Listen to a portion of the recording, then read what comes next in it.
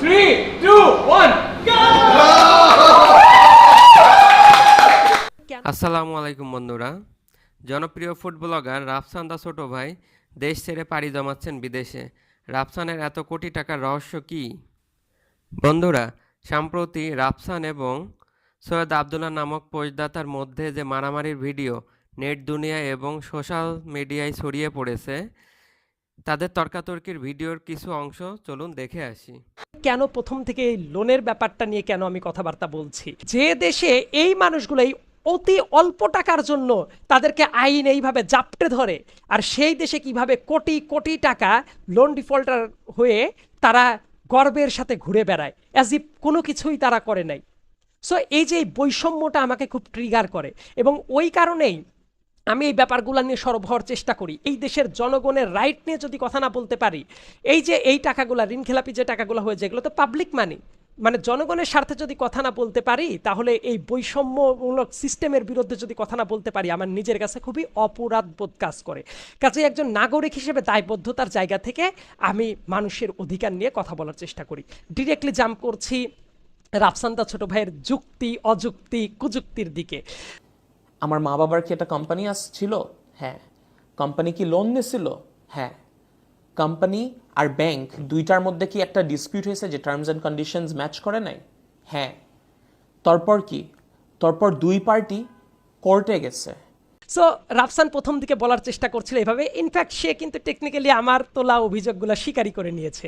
সে বলছে তার বাবা মায়ের কোম্পানি ছিল, তারা লোন নিয়েছিল, এবং সে একই সাথে বলছে তারা কেন কোর্টে গিয়েছিল। তার ভাষায় আমি বলছি, কোম্পানি আর ব্যাংকের ভেতরে ডিসপুট হয়েছে এজন্য যে তাদের টার্মস আর কন্ডিশনস মিলে নাই, এই কারণে তারা কোর্টে গেছে। এই কথাটা একেবারেই অযৌক্তিক। কোর্টে কি এই জন্য গেছে যে টার্মস অ্যান্ড কন্ডিশনস মিলে নাই? মানে কোনো একদিন ব্যাংক এসে হঠাৎ করে বলল যে এই টার্মস কন্ডিশনস আছে, এইটা না মানলে তোমার কি মতামত তুমি বলো। ব্যাপারটা কি এরকম হয়েছে? হয় নাই। লোনটা নেওয়ার সময় টার্মস অ্যান্ড কন্ডিশনস সব স্পেসিফিক্যালি লেখা থাকে, সে জায়গায় কমপ্লাই করে তারপরে লোনটা নিতে হয়। আমার কথাটা হইল যে এই যে ব্যাংক কখন কোর্টে গেছে, মূলত কিন্তু ব্যাংকই প্রথমে কোর্টে গেছে, এবং কোর্টে যাওয়ার পেছনে যে কারণটা ছিল সেটা হইল অনেকবার করে নোটিশ দেওয়া হয়েছে, অনেকবার করে নোটিশ দেওয়া হয়েছে টাকা পে করার জন্য। শর্ত যেগুলো ছিল সেগুলো ভায়োলেটেড হয়েছে, টাইম পার হয়ে গেছে, তারপরেও টাকা দেওয়া হয় নাই, ব্যাংকের লোন পরিশোধ করা হয় নাই। অনেকবার করে নোটিশ দেওয়ার পরেও যখন হয় নাই, তখন ডিফল্টার হিসেবে ঘোষণা করে মর্টগেজের সম্পত্তি নিলামে তুলে বিক্রি করার চেষ্টা করা হয়েছে। সেই জায়গাতে আমি আসছি। তাহলে খেয়াল করে দেখেন, রাফসান যেভাবে প্লেনভাবে বলল যে টার্মস অ্যান্ড কন্ডিশনস মিলে নাই, এই কারণে কোর্টে গেছে, ব্যাপারটা খুবই বড় রকমের অসত্য একটা কথা না? এবং আরও একটা ইন্টারেস্টিং ব্যাপার আমি এই জায়গাতে বলি, যে এই যে মানে কোর্টে যাওয়ার যে ব্যাপারটা, রাফসান বলছে যে এইভাবে কোর্টে চলে গেছে, যাওয়ার পরে কোর্ট এখন বুঝবে। কিন্তু এই জায়গায় একটা না গুরুত্বপূর্ণ ব্যাপার ছিল, যে রাফসান কালকে রাতের বেলায় যখন দাবি করছে, ওই মুহূর্তেও ইভেন অ্যাজ অফ টুডে রাফসানের বাবা এবং মা দুইজনই ঋণ খেলাপি, অফিসিয়ালি ঋণ খেলাপি। অনেকে হয়তো বা মনে করেন ব্যাংকে এটা ঘোষণা করলে তারপর ঋণ খেলাপি হয়। নো, তারা যখন বারবার করে ঋণ দেয় নাই, শর্ত বাড়ানোর মানে শর্ত ভেতরে ঋণ দেয় নাই, টাইম বাড়ানো হয়েছে, তারপরেও ঋণ দেয় নাই, বারবার করে নোটিফিকেশন দেওয়ার পরে ঋণ হয় নাই, ওই টাইম থেকেই তো ঋণ খেলাপি হয়ে গেছে। এবং ঋণ খেলাপি হয়েছে আগে, তারপরে ব্যাংক গেছে কোর্টের কাছে যে এইবার আমার কোর্টের মাধ্যমে টাকা উসুল করতে হবে। ব্যাপারটা বুঝেন। এবং তার আগে কোর্ট আর একটা কাজ কি করে, ব্যাংক আর একটা কাজ কি করে, মর্টগেজ যে সম্পত্তিটা রাখা হয়, সেই মর্টগেজের জিনিসটা কিন্তু নিলামে তুলে বিক্রি করে, এবং পাবলিকলি কিন্তু নিলামের বিজ্ঞপ্তিটা দিতে হয় জাতীয় পত্রিকায়, দিয়ে ওই জায়গা থেকে নিজের টাকাটা উসুল করার চেষ্টা করে। রাইট? এই জায়গাতেও রাফসানের যে কত ভুল ব্যাখ্যা আছে একটু পরেই বুঝতে পারবেন। আমাদের ব্যবসার পরিস্থিতি ভালো হয় নাই ওই সময় ভাই। তারপর সব মিলাই যখন কোভিড হয়েছে, পুরো পৃথিবীর সবাই সাফার করছে। ওই টাইমে আমরা গাড়িটা বিক্রি করে দিয়েছি, আমাদের আগের যে গাড়িটা ছিল। সবার আগে আমি আর একটা কথা একটু এই জায়গাতে একটু ফোকাস করি। রাফসানের দাবি ছিল কি, দেখবেন করোনার ভেতরে ব্যবসা খারাপ হয়েছে, পুরা পৃথিবী থমকে গেছে, তার মানে করোনার সিম্প্যাথিটা সে দেখানোর চেষ্টা করছিল। ওর ভিডিও যারা দেখেছেন, নির্ঘাত এই জিনিসটা আপনাদের মাথায় হিট করার কথা। আপনারা কি একটা জিনিস জানেন, রাফসানের পরিবার কি করোনার ভেতরে ডিফল্টার হয়েছে বা করোনার পরে? Answer is absolutely no. তারা ডিফল্টার হয়েছে করোনারও আগে। তাহলে খেয়াল করে দেখেন রাফসান যে সিম্প্যাথিটা কুড়ানোর চেষ্টা করলো করোনার এক্সকিউজ দিয়ে, তার এই এক্সকিউজ কি সত্য নাকি মিথ্যা? মানে পাবলিকের সাথে সে একটা প্রতারণা করলো না? তারা তো ডিফল্টার হয়েছে করোনারও আগে, তাহলে করোনাকে কিভাবে এক্সকিউজ আকারে ইউজ করে তারা? এবং এই যে দেখেন আর একটা মিথ্যা আমি ধরে দিলাম, আপনারা খোঁজখবর নিয়ে দেখেন, ব্যাংকের কাছে যান, প্রত্যেকটা জায়গায় খোঁজখবর নেন, দেখবেন এই কাজটাই ঘটেছে যেটা রাফসান চেপে যাওয়ার চেষ্টা করেছে। আর রাফসান ভিডিওটা করার সময় সবার আগে এইটা স্বীকার করে নিলে ভালো হইতো, আপনার অনেস্টিটা সবাই বুঝতে পারতো। আপনি যদি বলতেন ইয়েস আমার বাবা মা ঋণ খেলাপি, আপনি কি একবারও বলার চেষ্টা করেছেন? নাকি টার্মস অ্যান্ড কন্ডিশনসের গল্প শুনিয়ে পাশ কাটিয়ে যাচ্ছিলেন? আপনার বাবা মা তো এখনও ঋণ খেলাপি, ঋণ তো দেন নাই ব্যাংকে। লোন দেয় একটা বন্ধক নাহলে একটা মর্টগেজ রেখে নিতে হয়, যেখানে আমরা আমাদের একটা জমি দিছি। এই যে জমিটা, এই জমিটার দাম ধরে নেন আপনি 10 টাকা, আর আমরা লোন যেটা নিছি 1 টাকা। সো এখন ওই পার্টিটা চায় যে 1 টাকা দিয়ে 10 টাকার এটা নিয়ে নেওয়ার। তারপরে আর একটা ব্যাপার, রাফসান আর একটা ভুল দাবি করেছে। দেখেন সে তার ভিডিওর ভেতরে বলেছে যে লোনটা তো আর এমনি এমনি দেয় নাই, মর্টগেজ দিয়েছে তারা। ইয়েস, মর্টগেজ দিতে হয়, এবং তারা মর্টগেজ রাফসানের দাবি মতো 1 টাকার যদি লোন দেয় তার বিপরীতে তারা 10 টাকার মর্টগেজের সম্পত্তিটা দিয়েছে। তার মানে তার কথা শুনে বোঝা যাচ্ছে 10 গুণ বেশি টাকার জিনিস তারা মর্টগেজ রেখেছে। যদি 2.5 কোটি টাকা 2016 সালে লোন নেয়, একটু সহজ হিসাব করেন তো সবাই, তার 10 গুণ কত? 25 কোটি। তার মানে তার দাবি মতো 2016 সালে খুলনার যে জমিটা তারা মর্টগেজ রেখেছে তার দাম ছিল 25 কোটি। কিন্তু আসলে কি তাই? বর্তমানে এই 2024 সালে ওই জমিটা বিক্রি করতে গেলে 25 কোটি দূর কি বাত, আপনি মানে 10 কোটিও পাওয়াটা মুশকিল আছে। এবং এই জায়গাটা মানে আমি যতদূর একটু তথ্য পেয়েছি, যদিও এটা চূড়ান্ত কথা না, যে হয়তোবা তার ডাবলও না, যে টাকা মানে ঋণ খেলাপি আছে তার ডাবলও উঠবে না ওই ইসের থেকে। তাহলে রাফসান যে মানে পট করে বলে উঠলো যে 10 গুণ বেশি টাকার সম্পদ দিয়ে রেখেছে, এই কথাটাও তাইলে ভুল, এবং সে মিথ্যা কথা প্রচার করেছে সবার কাছে। ভাই উই আর হিয়ার, আমরা দেশে আসি যখন আমরা জানবো যে কোর্ট রায় দিবে যে এইটা অ্যামাউন্ট আমরা দিয়ে দিব, তার আগ দিয়ে কারোর রাইটস নাই বলার। এইটা ইভেন মানে মোরাল পুলিশিং করা, এইসব কোনো কিছুর কি শোনাচ্ছে যে রায় হয় নাই, জানে না, কোনো কিছু জানে না, এই কথাটা কি তাহলে রাফসান সঠিক বললো? আমি তথ্য দিয়ে দিচ্ছি আপনাদেরকে, যারা সাংবাদিক আছেন তারা খোঁজখবর নেন। ঢাকার অর্থঋণ আদালতের মামলাটা ছিল 162 নাম্বার মামলা, এবং ওইটাই ছিল রাফসানের বাবা মায়ের এবং ওই কোম্পানির মামলা ব্যাংকের সাথে। ওইটা এটার এক্সপার্টি রায়টা কিন্তু দিয়ে দিতে হয়েছে। এক্সপার্টি রায় মানে কি, যারা লিগ্যাল ব্যাকগ্রাউন্ডের বাইরে, আমি একটু বোঝার সুবিধার্থে বলে দিচ্ছি, মানে একটা পক্ষকে আপনি ডেকেও পাচ্ছেন না, তারা যাচ্ছে না, হেল্প করছে না, জানানোর পরেও, নোটিশ দেওয়ার পরেও, তখন কোর্ট বাধ্য হয়ে এক পক্ষের কথা শুনে এবং অন্যান্য ফ্যাক্ট চেক করে রায় দিয়ে দেয়। এবং রাফসানের পরিবার অ্যাটেন্ড করে নাই কোর্টে, কোর্টকে অসহযোগিতা করেছে, নোটিশ দেওয়ার পরেও যায় নাই। তাহলে রাফসান যে গুড সিটিজেনের কথা বললো, রাফসানটা কি গুড সিটিজেন যে তাদের লোনের ব্যাপার আমি কেন কথা বলবো, আমার কথা বলার মোরাল জ্ঞান দেওয়ার আমার কি রাইট আছে? ইয়েস রাফসান, রাইট আছে। কারণ যে মুহূর্তে আপনারা ল্যাভিশ লাইফ লিড করতেছেন, অনেক এক্সপেন্সিভ একটা লাইফ লিড করতেছেন, কিন্তু ব্যাংকের টাকা মানে কি পাবলিকের টাকা, সেটা ডিফল্টার আপনারা ঋণ খেলাপি মানুষ, আপনার পরিবার। তো আপনারা সেই জিনিসটা পেব্যাক না করে আপনারা এইভাবে ল্যাভিশ লাইফ লিড করতেছেন, এইটা যে কোনো বিবেকবান মানুষের মনে প্রশ্ন আসা উচিত না? আমি যদি কারো কাছে লোন নিয়ে পে করতে না পারি, তারপর আমি অন্যান্য জায়গায় খুব চাকচিক্যপূর্ণ একটা লাইফ লিড করতেছি আমি এবং আমার পরিবার, সেই ব্যাপারটা দেখতে কেমন লাগে? এবং এই কারণে যেহেতু এটা দেশের টাকা, ব্যাংকের টাকা মানে পাবলিক মানি, সো এইটা যারা ঋণ খেলাপি করে টাকাটা দেয় নাই, এই ব্যাপারে কথা বলার রাইট একজন নাগরিক হিসেবে আমার অবশ্যই আছে বলে আমি মনে করি। নাগরিক হওয়ার অনেক দায়, একটু পড়াশোনা করেন বুঝতে পারবেন যে নাগরিকের দায় কি, কর্তব্য কি, অধিকার কি। একটু পড়াশোনা ঠিক মতো করেন, জানতে পারবেন। এবং রায়ের ব্যাপারে আমি ছোট্ট একটু তথ্য দিয়ে দেই। অ্যাপারেন্টলি এইরকমই হবে যে 3,08,00,000 টাকা প্লাস 2023 সালের যেদিন থেকে মামলা হয়েছিল তারপরে 2024 সাল, যতদিন পর্যন্ত না এটা পরিশোধিত হবে, এতদিনের যে ইন্টারেস্ট, সেই 3,08,00,000 টাকার মতো যে অ্যামাউন্ট আছে সেটার সাথে যুক্ত হবে, এবং আরও কিছু খরচ আছে, এইগুলা দিয়ে তার কিন্তু পরিশোধ করতে হবে, মানে as per the latest judgement যেটা দেওয়া হয়েছে গতকাল দিনের বেলাতেই। রাফসান নিজেদের রায়েরই তথ্য জানে না, মামলারই তথ্য জানে না, মানে তার চেয়ে তো আমি মনে হয় তাদের তথ্য ভালো জানি। আর এই লজিক নিয়ে, এই যুক্তি নিয়ে সে আসছে ডিফেন্ড করতে, মানে খুবই হাস্যকর একটা ব্যাপার হয়ে গেল। আপনারা এই পলিসিটাকে দীর্ঘায়িত করার জন্য, কারণ আইনের যেসব ফাঁকফোকর আছে সেগুলোর আশ্রয় আপনারা নিয়েছেন, দীর্ঘায়িত করার জন্য রিট করেছেন।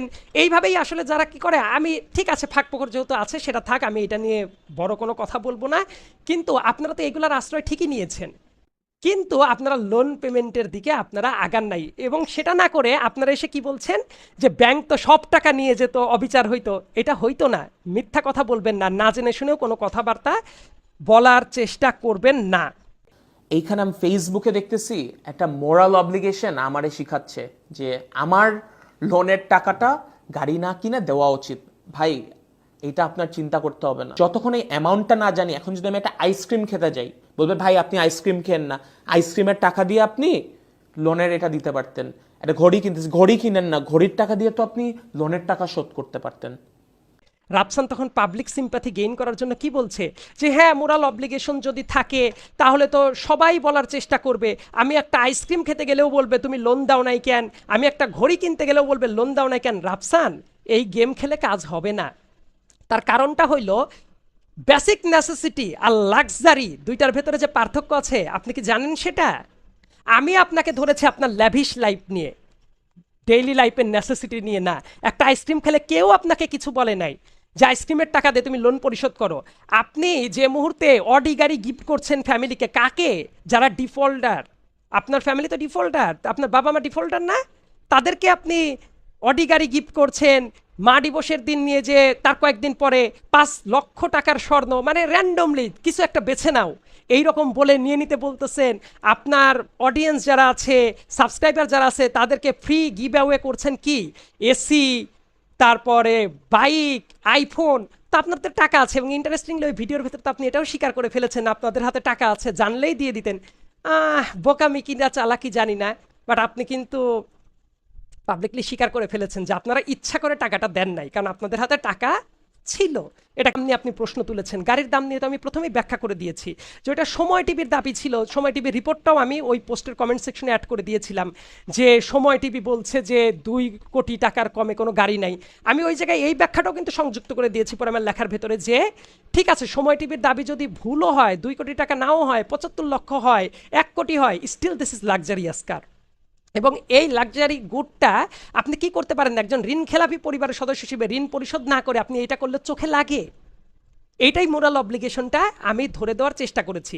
এবং ওই 2 কোটি না হয়ে যদি 75 লক্ষ হয়, 1 কোটি হয়, সেটাও আসলে মূল যে আমি প্রপোজিশন যেটা ছিল সেটাকে অ্যাফেক্ট করে না। ওই লেখার ভেতরে আমি ক্রিস্টাল ক্লিয়ারভাবে লিখে দিয়েছি। এবং আরেকটা ব্যাপার, আমি কিন্তু লেখার ভেতরে কি একবারও বলেছি আপনার লিগ্যাল অব্লিগেশন আছে? আমি তো মোরাল জায়গাটা নিয়েই প্রশ্ন করেছি। অনেকে ভাবতে পারে, এটা দেখলাম অনেকে কমেন্ট করছে, ওর কি লিগ্যাল অব্লিগেশন আছে বাবা মায়ের জন্য? তো বাবা মায়ের ভবিষ্যতে সম্পত্তি দিবেন, বাবা মায়ের সব কিছু করবেন, বাবা মা ওই লোন ডিফল্টার বাবা মাকে নিয়েই লাক্সারিটাকে সেলিব্রেট করতেছেন আপনি দামি দামি গিফট দিয়ে, অথচ নিজের মোরাল অব্লিগেশনটা নেবেন না। এটা তো হয় না। আপনাকে লিগ্যাল জায়গায় আমি ধরি নাই, আমার লেখার ভেতরে খুবই স্পষ্ট ভাষায় সেটা লেখা আছে। আপনি ভিডিওতে দাবি করেছেন না যে আপনি তো করে দিতেন, কিন্তু আপনি জানেন না, এই কারণে আপনারা লোন পে করতে পারেন নাই। কথাটা কি সঠিক? আপনার যদি ইন্টেনশন থাকতো, ঠিক আছে, ইন্টারেস্ট কত হবে আপনি জানেন না, কিন্তু আর একটা তথ্য তো আপনি নিশ্চিতভাবে জানেন, আসল কত ছিল, মানে এক্সাক্ট কত টাকা লোন নিয়েছেন, 2.5 কোটি। আপনি 2016 সাল থেকে 2024 সালের ভেতরে ব্যাংকে কি এর কোনো অংশ পে করার ইন্টেনশন দেখিয়েছেন? উত্তর হলো দেখেন নাই। তো ওইটা তো আসল টাকা ছিল, এটা তো আপনার পে করতেই হবে, আপনি তো সেটা করেন নাই। এবং ব্যাংক যত আপনাদের নোটিশ পাঠিয়েছে, যা করেছে, প্রত্যেকটা জায়গায় কি এইগুলো নোটিফাই করা নেই? যখন প্রথম আপনার ফ্যামিলির লোকজন লোনটা নিয়েছিল সেই জায়গায় লেখা ছিল না? আপনি যদি না জানেন, এটা আপনার পক্ষ থেকে ইগনোরেন্স দিয়ে জাস্টিফাই করতে আসবেন না, এটা আপনাদের ব্যর্থতা। এবং আর ব্যর্থতা যদি নাও হয়, এটা আপনি জেনেও সবার সামনে লুকানোর চেষ্টা করছেন।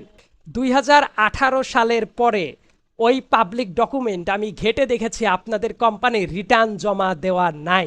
এরকম আরও অনেক তথ্যই কিন্তু বের হয়ে আসবে ঘাটা দিতে থাকলে। সো এই যে দেখেন, আপনারা করোনার আগেই ডিফল্টার হয়ে গেছেন, 2018 সালের পর থেকে রিটার্ন জমা দেওয়া নাই।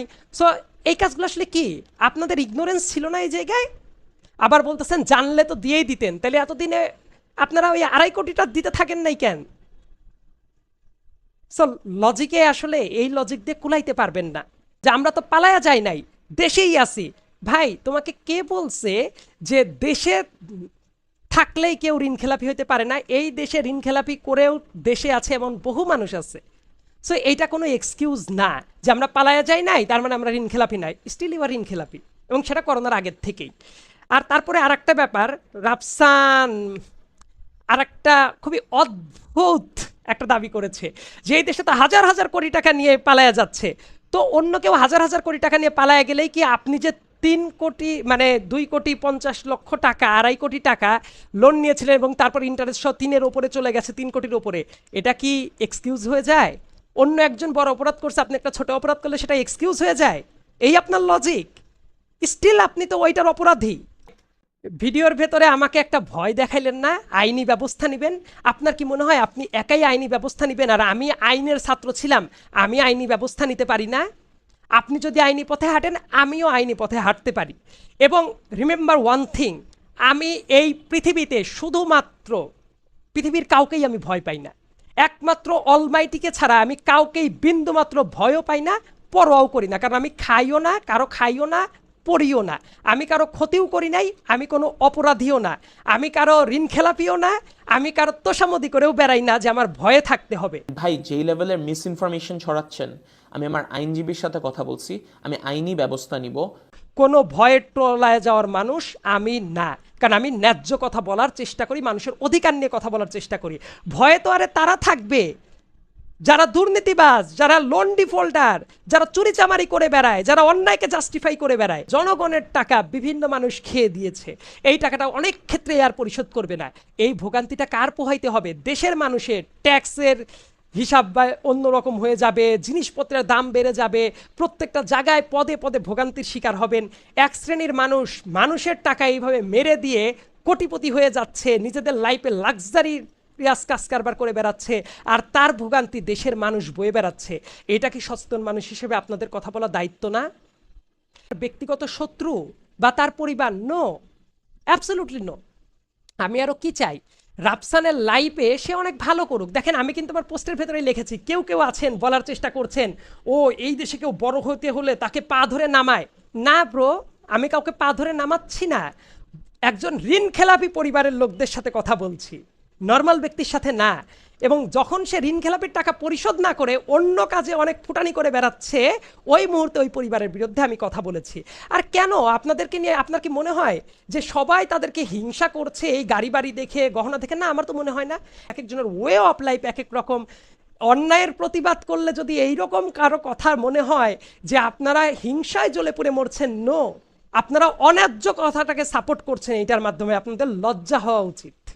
আপনারা যে মুহূর্তে এই লোনের টাকাটা পরিশোধ করে দিবেন, তারপরে আপনাদের বিরুদ্ধে আমার আর কোনো কথাবার্তা নাই। আপনারা মাকে আরো কোটি কোটি টাকার গিফট করেন, লাইফে অনেক ভালো করেন, সেটা দেখতে আমার ভালো লাগবে। এবং আমি সবার সামনে একটা কথা বলছি, আপনারা যদি লোনের পেমেন্টটা করে ফেলেন, আপনার এই ডিফল্টটা কেটে ওঠেন, রাফসান আপনি যদি উদ্যোগ নিয়ে এই কাজটা করেন, আমি আপনার প্রশংসা করব। এবং সবার সামনে বলছি, আমি আপনাকে ইনভাইট করলাম একটা কফির দাওয়াতে, যে আপনি তো আমার শত্রু না, আমি দেশের স্বার্থে কথা বলার জন্য আপনাদের প্রপোজিশনটাকে চ্যালেঞ্জ করেছি, but you are not my enemy. এবং আমি ভবিষ্যতেও শত্রু জ্ঞান করবো না, কারণ আপনি তো আমার টার্গেট না, আপনি জাস্ট ঋণখেলাপির একটা উদাহরণ হিসেবে আপনার পরিবারকে আমি ইউজ করেছি। তো আপনাকে আমি কফির দাওয়াত দিয়ে দিলাম, ডেফিনেটলি আমরা কফি খেতে খেতে গল্প করব।